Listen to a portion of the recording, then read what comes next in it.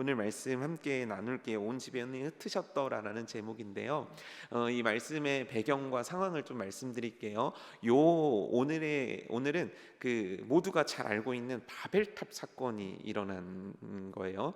이 바벨탑을 통해서 이제 언어가 쪼개지기 시작한 거죠. 그러니까 그 전에는 하나의 언어를 쓰는 그 전 세계가 하나의 말과 하나의 표현과 하나의 단어를 썼단 말이에요. 그러니 외국어 공부도 안 해도 되고, 그렇죠? 우리 외국 가면 얼마나 떨립니까? 그쵸? 죄 지은 것도 아닌데 괜히 그 공항 그 검색대에만 가면 괜히 죄 지은 것 같고, 그 사람들이 여권 내밀을 때 괜히 이렇게 표정, 이렇게 밝은 표정 짓게 되고 그렇지 않습니까?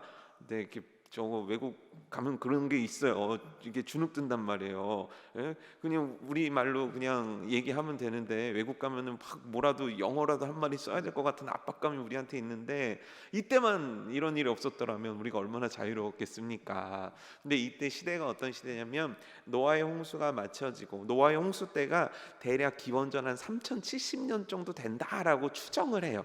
정확한 건 아니고 그때쯤이 아닐까라고 추정하는데, 그로부터 260년이 흐른 거예요. 이것도 추정이에요. 260년 정도가 흘러가지고 대략 기원전 2800년쯤 됐을 때 이 일이 일어났다라고 추정들을 하는 거예요. 그러니까 노아의 방주와 그 홍수 사건이 끝나고 나서 지금까지 세월이 얼마 동안 흘렀냐면 260년이 흘렀다는 거예요. 긴 세월일까요? 짧은 세월일까요?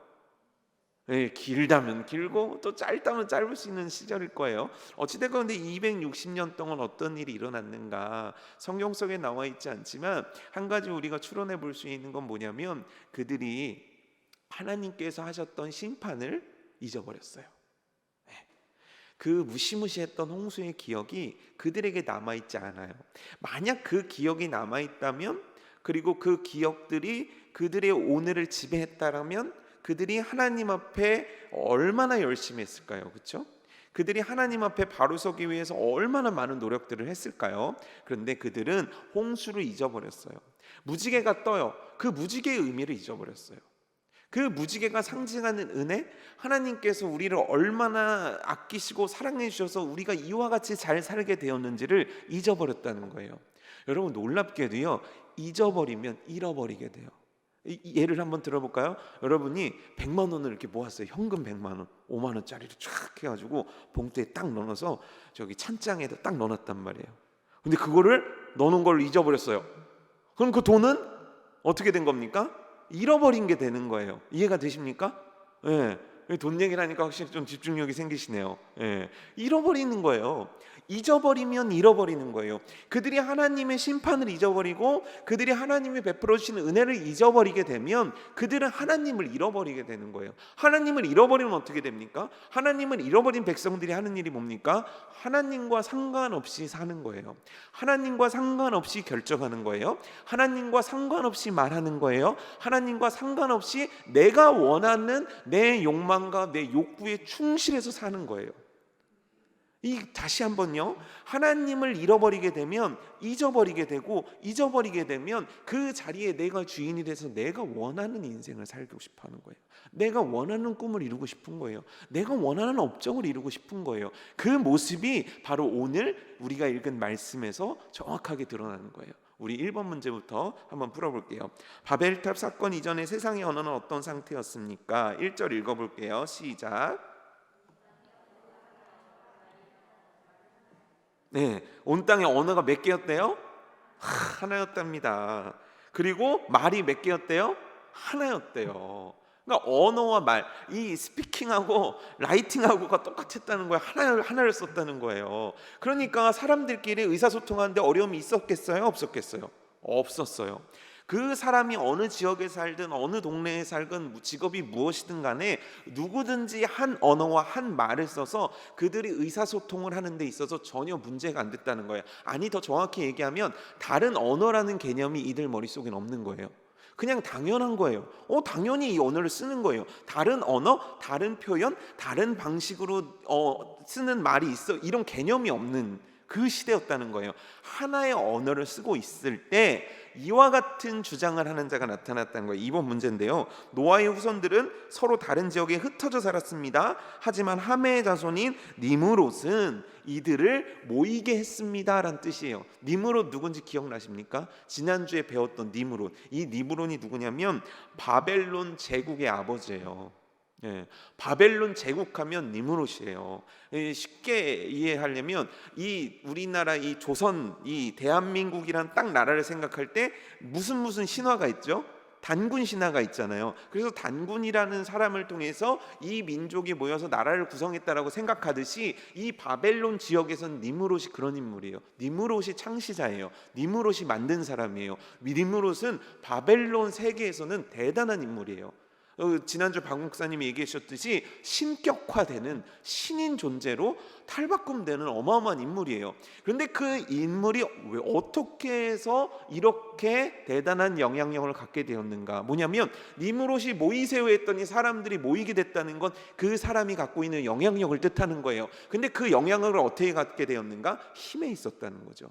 예. 가인의 후예들은 힘을 가지고 이 땅을 정복했던 자들이고 니므롯 역시 힘을 가지고 그는 이야기하는 거예요. 우리 성읍을 만들자, 탑을 짓자 했더니 사람들이 그 일에 동원되기 시작한 거예요. 그 말씀이 2절에 나와 있습니다. 우리 한번 2절 읽어볼게요. 시작.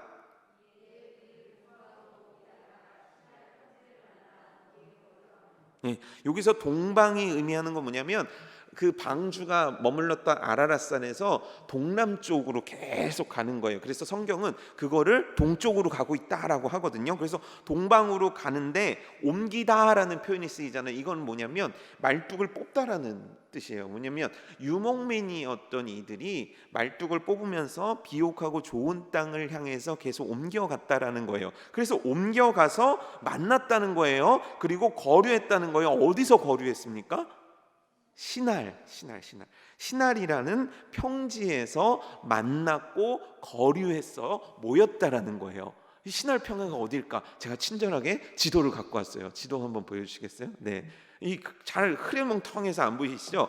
여기가 그 시날 평지가 어디냐면 저 페르시아만 보이세요? 맨 오른쪽에 페르시아만이라는 바다에 이렇게 참 레이저라도 있으면 좋을 텐데요. 네. 이렇게 올라가면 강이 두 개 사이에 있습니다. 하나는 티그리스 강이고 하나는 유프라테스 강이에요. 강이 하나도 아니고 두 개가 있어요. 얼마나 땅이 좋았을까요? 그렇죠? 근데 결정적으로 이쪽을 보시면은 산이 있어요. 근데 이쪽을 또 보면은 거기는 사막이에요. 그러니까 이 땅은요 비옥하기가 이루 말할 데 없고 바벨론이라는 세계 아주 고대 문명의 핵심적인 지역이 바로 저 지역이었다는 거죠. 저기가 바로 시날 평지였다는 거예요. 그래서 시날 평지에 모이게 했다는 거예요. 그래서 모여서 무슨 일을 했는가? 우리 3절 4절 함께 읽어볼게요. 3절 4절입니다. 시작. 서로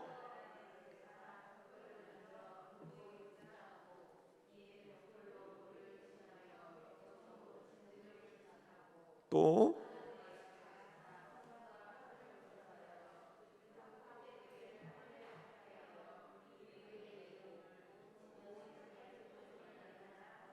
네, 260년의 시간들이었어요. 260년 동안 이 인류는 어마어마한 발전을 하게 되는 거예요. 그래서 오늘 보면 3절에 말합니다. 서로 말하되, 이거는 뭐냐면 전달했다는 뜻이에요. 그러니까 지금처럼 마이크가 있고 무슨 뭐 문자로 전송할 수 있는 시대가 아니었기 때문에 이 내용을 전달한 거예요. 니므롯이 얘기한 거를 전달했다 이 뜻이에요. 그러면서 서로 말하되 자, 이거 있죠. 자는 뭐냐면 으쌰으쌰 하는 표현이에요. 합시다. 자, 어서 합시다. 빨리 합시다. 이런 뜻이에요. 어서 하자는 거예요. 뭐예요? 벽돌을 만들자라는 거예요. 이게 사실은 우리한테는 별거 아닌 생각일 수 있는데 그 당시의 건축물은 어떤 거냐면 이 돌을 깎는 거예요. 큰 돌을 깎아가지고 이거를 만들어가지고 조립하듯이 붙여서 성벽을 쌓거나 이거를 조립하듯이 뭉쳐가지고 뭔가를 만드는 게 당시 구조물의 기본이에요. 근데 혁명적인 방법이 하나 나온 거예요. 그건 뭐냐면 벽돌을 만들자는 거예요. 그럼 벽돌을 흔히 어떻게 만드냐면 진흙으로 해서 지푸라기를 넣은 다음에 햇볕에 말려요. 그렇죠? 햇볕에 말린다고요. 근데 그 방식이 아니에요. 왜냐하면 햇볕에 말리게 되면 오래 걸리거든요. 그래서 이들이 고안해낸 방법이 뭐냐면 벽돌 속에 벽돌을 잘 만든 다음에 이거를 굽는 거예요. 그러니까 쉽게 얘기하면 뭐냐면 대량 생산이 가능해져요. 그러니까 벽돌을 쉽게 찍어서 만들어낼 수 있어요. 근데 우리가 생각할 땐 벽돌 별거 아니지만 그 당시에는 돌을 만들 수 있었다는 거예요. 뭔가 어마어마한 건축물을 만들 수 있는 돌을 순식간에 확 만들어낼 수 있다는 거예요. 이게 어마어마한 혁명과 같은 발전이거든요. 그래서 이 벽돌을 만들자, 그리고 진흙으로 이게 돌과 돌 사이 있지 않습니까? 그러면 진흙을 이렇게 해서 톡톡 얻는단 말이에요. 근데 그게 아니라 우리 역청을 쓰자. 역청이 뭔데요? 화면 한번 보여드릴게요. 역청이 이거거든요. 예, 지금 벽돌 위에 검게 칠해져 있는 거 있죠? 그리고 밑에 보면은 뭘 이렇게 검게 칠하는 게 있죠? 저게 역청이에요. 그리고 웬 아저씨가 뭐 이상한 진흙밭 같은 데서 뭐를 하고 있죠? 저게 역청이라는 건데, 쉽게 얘기하면 아스팔트 아시죠? 예, 아스팔토스라는 말이에요. 그러니까 석유 재질에 끈적끈적이고 접착력이 탁월한 것. 그래서 배 방수용으로 쓰기도 하고 벽돌과 벽돌을 잇는데 저거를 쓰게 된 거예요. 그럼 저거를 쓰면 어떤 일이 일어나느냐? 건물을 높이 쌓을 수 있어요. 건물을 빠르게 쌓을 수 있다는 거예요. 왜냐하면 이 기본적으로 석유에 포함된 거는 빨리 마르거든요. 그래서 툭 마르고 툭툭툭툭, 예전하고는 비교할 수 없이 높이 빨리 굉장한 건물을 쌓을 수 있는 그 기술을 이들이 갖게 됐다는 거예요. 그리고 또 다음 화면 보면요, 기원전 1800년경부터 사용된 천연 역청 우물이 실제 고대 그 지역에 있다라는 거예요. 우물같이 기름이 막 이렇게 나오는 거예요, 저게. 그래서 이렇게 푹 떠가지고 쓰면 될 정도로 저 지대에는 역청이 많았다는 거죠. 그래서 저 역청을 통해서 건물을 이제 무언가를 만들 수 있는, 성을, 탑을 만들 수 있는 기술을 갖게 됐다는 거예요. 그럼 여기서 질문 하나 드릴게요. 이 기술을 어떻게 개발하게 된 걸까요? 어떻게 이렇게 탁월한 것들을 인류는 발견해내고 해낼 수 있는 걸까요? 하나님께서 사람에게 그렇게 할 수 있는 지혜를 주셨기 때문이죠. 그렇게 할 수 있는 능력을 주셨기 때문이죠. 우리가 어떻게 문명을 발전시켰는가? 우리의 능력인가? 아니요. 하나님께서 우리에게 주셔서 이것이 가능한 거예요. 하나님이 주셨어요. 그런데 중요한 건 뭐냐면 하나님이 주신 것으로 무엇하냐는 거예요. 하나님이 주신 능력으로 무엇하는가? 하나님이 주신 재능으로 무엇하는가? 하나님이 주신 세월을 통해서 무엇하는가? 이들이 무엇을 했는가? 4절에 나와 있는 거예요. 4절 뭡니까? 또 말하되, 다시 반복한다. 자, 우리 하자. 으쌰으쌰. 우리 이거 해내야 돼. 뭐라고 얘기했습니까? 성읍과 탑을 건설하자. 여기서 말하는 성읍이 뭡니까? 그들이 함께 모여서 살 성읍을 말하는 거고, 탑은 뭡니까? 이제 나오죠. 그 탑 꼭대기를 하늘에 닿게 하고자 하는 아주 높은 탑을 쌓자는 거예요. 왜요? 왜 이 탑을 만드는 겁니까? 우리 이름을 내자. 그리고 온 지면에서 흩어짐을 면하자. 요거를 조금 더 자세히 살펴보면 창세기 3장 5절, 4장 17절, 9장 1절을 비교해 보면 이것이 왜 이들이 죄인지, 이것이 왜 잘못된 것인지를 우리가 알 수 있어요. 3번 문제 보면서 우리 한번 풀어볼게요. 3장 5절에 뭐라고 나와 있습니까? 시작.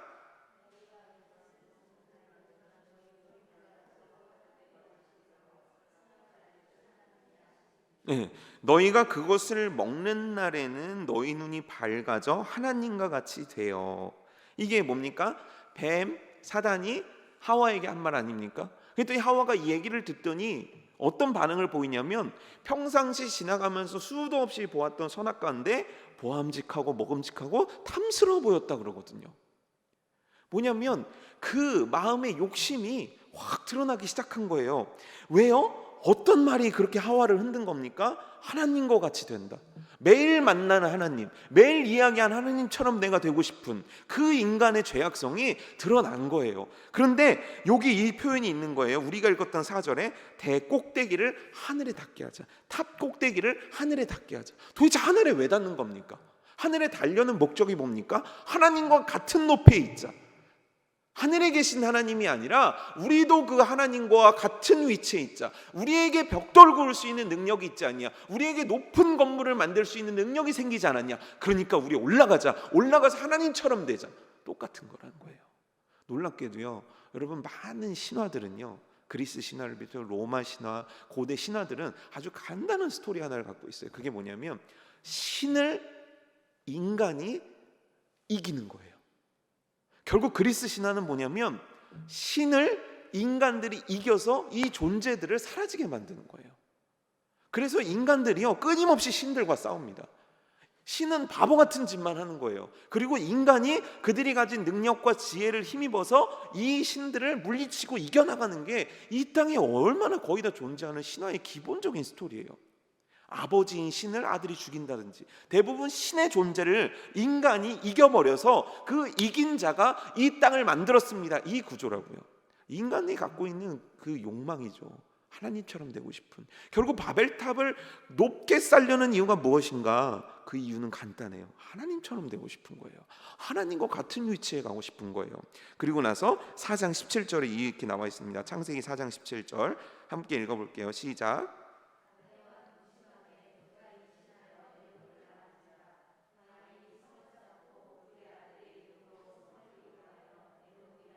네, 이건 뭡니까? 가인이 아벨을 죽이고 도망치게 돼요. 그리고 나서 가인이 결혼을 했습니다. 그리고 아들을 낳습니다. 그리고 나서 한 행동이 뭐죠? 성을 쌓는 거예요. 왜 성을 쌓을까요?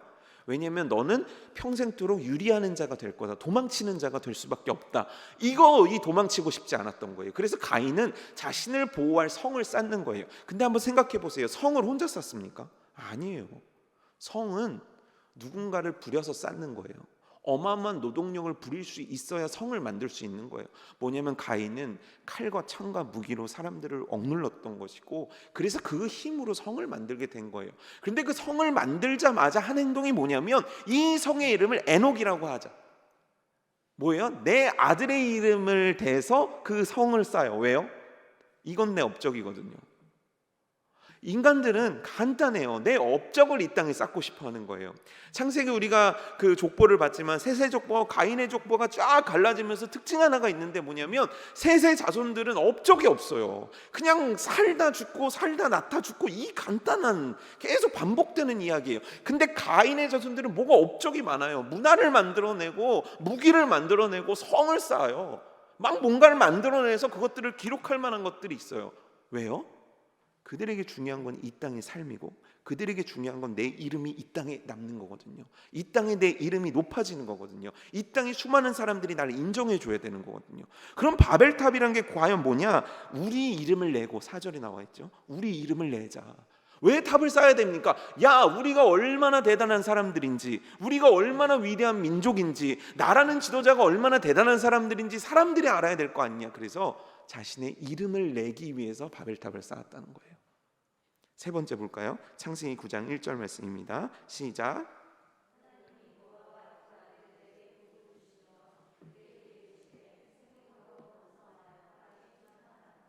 네, 뭐예요? 하나님이 말씀하셨어요. 생육하고 번성하여 땅에 충만하라. 이거는 뭐냐면 이 땅에 충만해져라. 그러니까 계속 퍼져나가라. 그래서 이 땅을 가득 채워라, 이 의미란 말이에요. 그런데 이 바벨탑을 쌓은 사람들의 주장 뭡니까? 흩어짐을 면하자. 흩어지지 말자. 우리끼리 모이자. 하나님의 뜻은 흩어져서 이 땅에 충만한 것인데, 이들의 목적은 뭐냐면 모여서 우리를 위한 성읍을 만들고, 우리의 이름을 내서 우리의 이름이 유명해지고, 우리의 가문이 대단해지고, 우리의 문명이 대단해지고, 하나님과 같은 위치에서 우리 한번 살아보자, 이 목적이었다는 거예요. 그런데 이것과 비교되는 자들이 성경에는 있습니다. 그건 하나님의 사람들이에요. 믿음의 사람들은요, 희한하죠. 어떤 일이 있고 나서 그들도 뭔가를 쌓아요. 야곱도 그랬고요, 아브라함도 그랬고요, 이삭도 그랬어요. 뭔가를 쌓아요. 그들이 쌓은 게 뭔지 아십니까? 하나님 앞에 제단을 쌓아요. 결국 그들의 이름이 남는 일을 하지 않아요. 하나님께 영광 돌리고 그들은 끝이에요. 왜냐하면 나의 나된 것은 하나님의 은혜고, 나라는 존재 자체는 하나님께서 살게 하셔서 사는 거예요. 나라는 인생은요, 걷게 하시니까 걷는 거예요. 나오게 하셔서 나오는 거예요. 움직이게 하시니까 움직이는 거예요. 생각하게 하시니까 생각하는 존재예요. 절대자이신 하나님의 뜻대로 살아가는 게 우리인 거예요. 그래서 하나님의 사람, 믿음의 사람들은 여호와께 단을 쌓고 예배를 드리는 걸로 끝나는데, 이 욕심 많은 인간, 이 죄악 많은 인간들은 뭔가 쌓고 싶어 하는 거죠. 나만의 바벨탑을 우리는 끊임없이 쌓아가는 거예요. 우리가 다 막 돌을 모아가지고 높은 탑을 짓지는 않아요. 하지만 내 안에는 나의 바벨탑을 쌓고 싶은 욕망들이 얼마나 많은지 몰라요. 저도 마찬가지입니다. 저도 그래요. 제가 어느 날 제 이제 선생님 되시는 목사님하고 얘기를 하면서 목사님 저도 좀 어디 큰 교회 같은 데 가가지고 좀 쫙쫙 좀 잘 나갔으면 좋겠습니다. 이렇게 말씀을 드렸거든요. 참 속물이죠, 그렇죠? 제가 그랬습니다. 큰 교회 가가지고 좀 그럼 얼마나 좋을까 이제 얘기를 했더니 그 목사님 저한테 하신 얘기가 그런 데는 아무나 가는 거 아니다 그러시더라고요.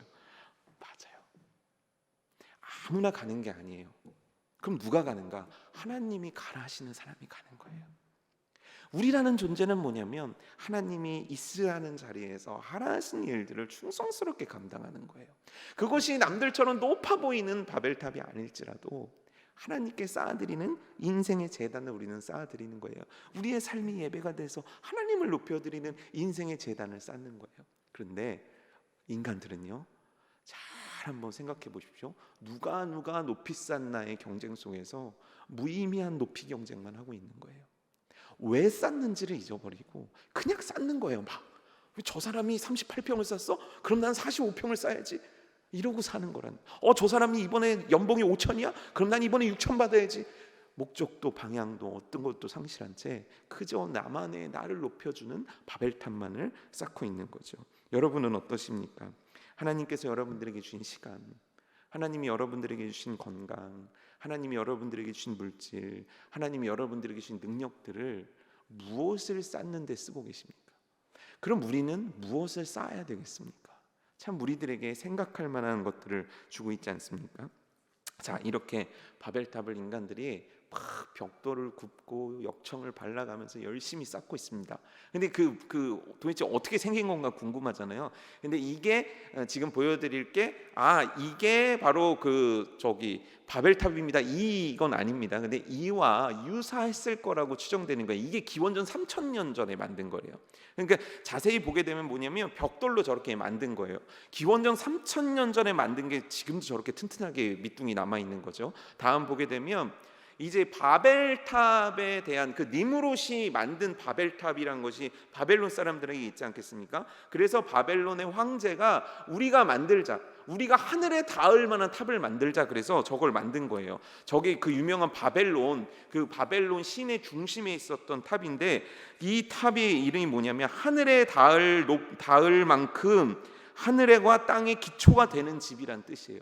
그러니까 그 욕망이 인간이 갖고 있는 하늘에 닿고 싶은 욕망이 발현된 거죠. 그러면서 높이가 어느 정도 90m래요.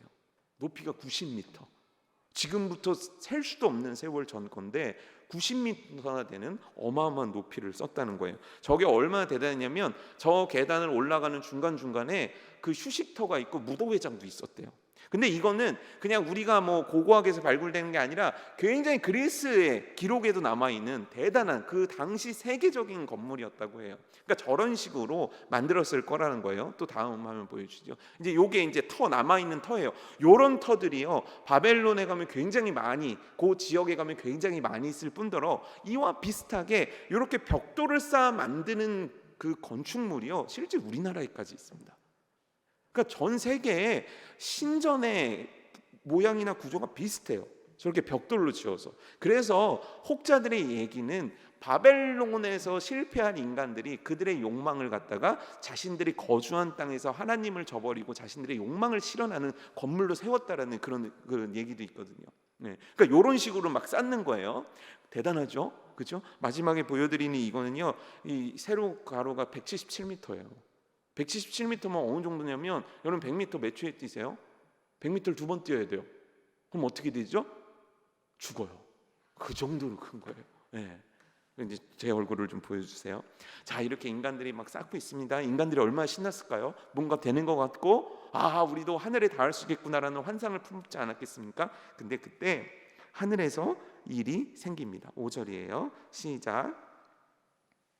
5절 말씀입니다. 읽어볼게요. 시작.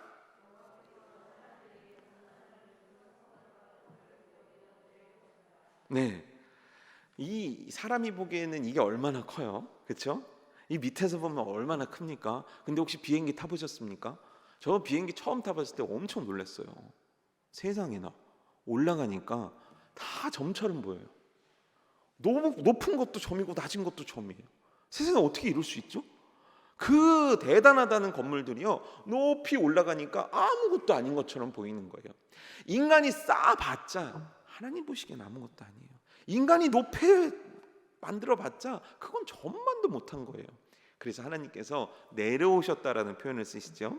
내려오셔서 왜 내려오신 거예요? 그 탑을 보시려고. 근데 여기서 진짜 얘네들 무슨 일 하는지 한번 보러 가야겠다, 이 의미가 아니라 이거에 대해서 뭐라고 얘기했냐면, 은혜의 자리에 계셨던 하나님께서 심판의 자리로 오셨다 이라고 표현하거든요. 뭐냐면 내려오셨다는 의미는 이들을 이대로 두지 않기로 결정하셨다는 거예요. 그래서 이들에게 어떠한 일을 행하시기로 결정하시고 오셨다라는 걸 내려오셨다라는 걸 표현하는 거죠. 자, 그러면서 하나님께서는 판단하시고 결정하십니다. 왜 이 일이 일어났는가? 왜 이들이 이렇게 탑을 쌓았는가? 6절 말씀입니다. 시작.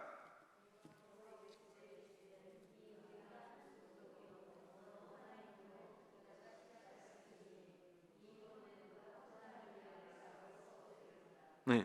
하나님께서 이르시되, 여호와께서 이르시되, 이 무리가 됐다라는 거예요. 뭐가, 어떤 무리가 생긴 겁니까? 하나님의 뜻을 거역하는 무리가 생겼다는 거예요. 하나님의 뜻을 따르는 자들이 아니라 하나님의 뜻을 조직적으로 뭉쳐서 방해하고 역행하는 이 무리들에 대해서 말씀하시는 거예요. 이 무리가 한 족속이구나, 한 언어를 쓰는구나, 그래서 이들이 이렇게 하는구나, 한 족속이고 한 언어를 쓰기 때문에 이와 같은 일이 일어났구나. 그러면 이렇게 계속 내비두게 되면 그 하고자 하는 일을 막을 수 없으리로다. 이건 어떤 표현이냐면, 마치 지금 딱 봤을 때는 이게 인간의 힘이 대단하구나, 이 인간들이 한번 딱 뭉치기 시작하면 도무지 말릴 수가 없구나, 이렇게 이해하면 안 됩니다. 이건 뭐냐면, 그들이 죄악을 짓는 것, 그들이 범죄에 가는 것, 그들이 하나님의 반대편으로 가는 것을 그대로 두면 안 되겠다라는 하나님의 마음인 거예요. 이해가 되십니까? 그냥 하나님이 능력이 없어서 막지 못하겠구나,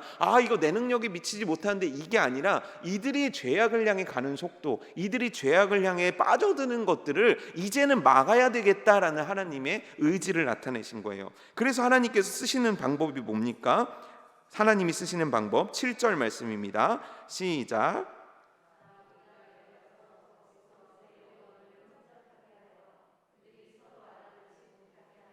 네. 여호와께서라고 하다가 갑자기 우리라는 단어가 쓰였죠. 이거는 삼위일체 하나님을 뜻하는 거예요. 성부 하나님, 성자 하나님, 성령 하나님을 뜻하는 겁니다. 그래서 삼위 되신 하나님께서 내려오셔서 어떻게 하기로 하셨냐면, 그들의 언어를 혼잡하게 하자, 서로 알아듣지 못하게 하자, 그렇게 해서 이 일을 중단시키자라고 결정하셨다는 거예요. 참 이 방법이 너무 놀랍지 않습니까? 저는 이 방법이 너무 대단하다고 생각해요.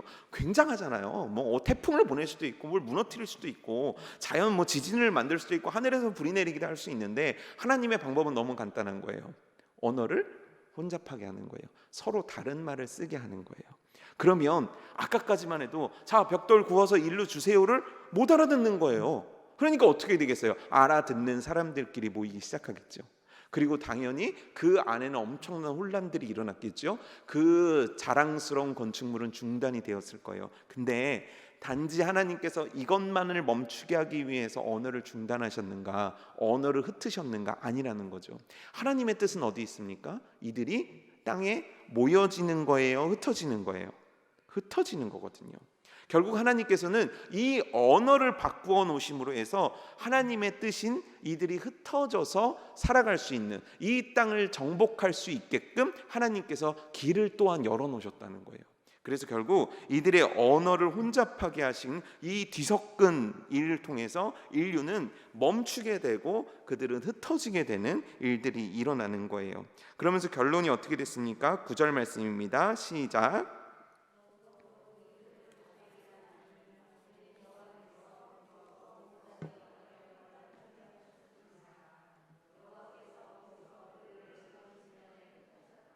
여호와께서 그 이름을 바벨이라고 지으셨다. 바벨의 뜻은 뭡니까? 혼잡하게 했다.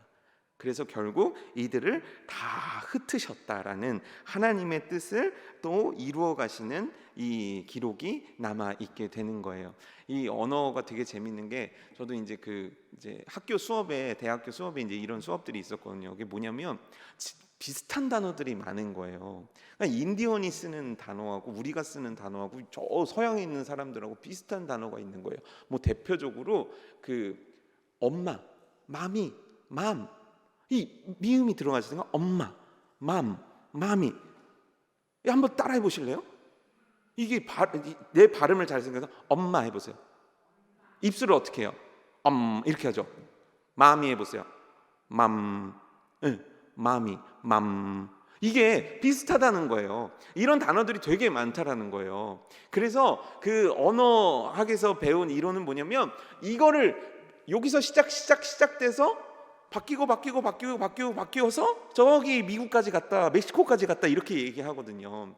이게 뭐냐면 하나님께서 언어를 흩으셨음에 대한 굉장한 증거들이에요. 사실은 같은 단어인데 하나님께서 혼란스럽게 하신 증거라는 거죠.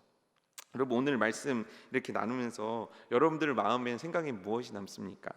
저는 계속 생각나는 게 이거였어요.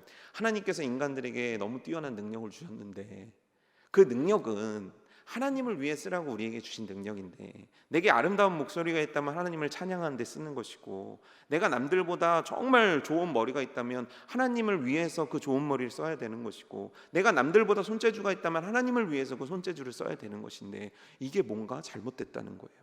뭐냐면 나를 위해 쓰다가 하나님을 이용하는 것, 나를 위해 쓰다가 생각나면 하나님을 찾는 것, 우리 신앙이 이렇게 되고 있지 않냐는 거예요. 그들에게 벽돌을 쌓게 하셔서 그들이 하나님께 성전을 지어드렸더라. 이 얼마나 아름다운 일입니까? 그 벽돌을 통해서 하나님이 어떤 것들을 이루어냈더라. 얼마나 멋집니까? 그렇지만 그들은 그들의 욕망에 충실한 자들이어서 마음이 그들이 원하는 그들의 소견대로 따르는 결과를 만들어냈다는 거예요. 그럼 오늘날 우리는 어때야 되냐는 거예요. 하나님이 주신 건강, 하나님이 주신 능력, 하나님이 주신 시간, 하나님이 주신 그것을 가지고 과연 우리가 쌓아야 될 것은 바벨탑일까? 하나님 앞에 쌓아야 될 제단일까? 이것들을 우리는 생각해 봐야 되는 거예요. 두 번째는 뭐냐면, 하나님 앞에서 기억하는 자가 반드시 되어야 된다는 겁니다. 우리에게 기억하라는 아주 결정적인 말씀들을 참 하나님께서는 여러 번 하셨어요. 우리가 성찬식 할 때 나를 기억하라, 기념하라, 이런 말씀 하지 않으셨습니까? 그리고 추수감사절, 맥추감사절, 이 절기 때마다 우리가 진짜 핵심적으로 해야 되는 게 뭡니까? 그 은혜를 기억함 아닙니까?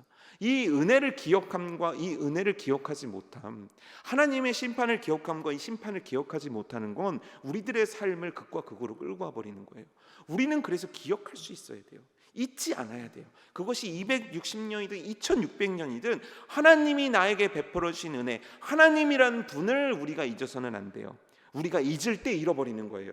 우리가 기억할 때 우리는 그 하나님과 함께 할 수 있는 거예요. 그러니 여러분, 잊어버리는 자가 아니라 기억하는 자 되기를 축복합니다. 잃어버리는 자가 아니라 반드시 그 말씀 붙잡고 살아가는 여러분들 되시기를 축복합니다.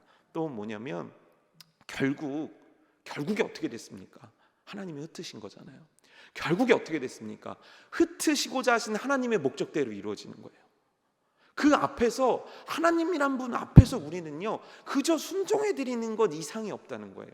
하나님이 막는데 누가 갈 수 있습니까? 하나님이 여시는데 누가 막을 수 있겠습니까? 우리에게 이 믿음이 필요한 거예요.